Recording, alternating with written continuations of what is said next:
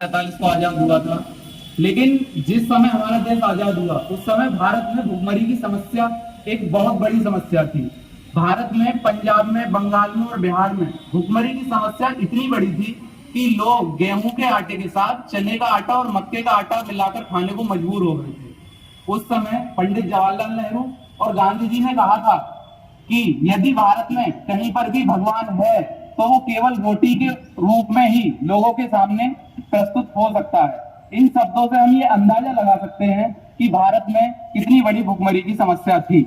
1950 के दशक में बिस्मिल्लाह हरित क्रांति प्रारंभ हुई, जो कि नॉर्मली बाल लोग द्वारा प्रारंभ की गई थी, और 1960 के दशक में भारत में भी हरित क्रांति प्रारंभ हुई।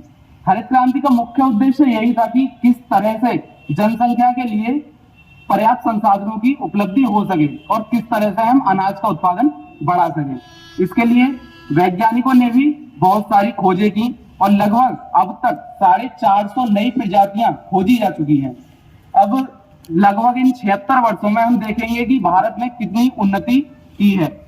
यदि हम अनाज का उत्पादन देखें तो 1950-51 के दशक में अनाज का उत्पादन केवल 54 मीट्रिक टन था, जो आज बढ़कर 350 मीट्रिक टन हो चुका है, जो कि पुराने समय का लगभग 6 गुना है। मैं आपको बताऊं कि ऑस्ट्रेलिया में उत्पादित होने वाला 8 वर्षों का अनाज और भारत में उत्पादित होने वाला 1 वर्ष का अनाज बराबर है। इसलिए हम ये देख सकते हैं कि भारत ने अनाज उत्पादन में कितनी वृद्धि की है।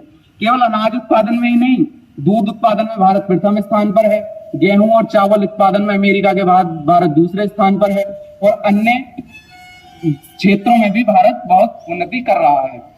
केवल किसानों को ही नहीं, भारत के वैज्ञानिकों ने भी नई नई खोजें करके भारत के इस विकास को चहुमुखी बना दिया है।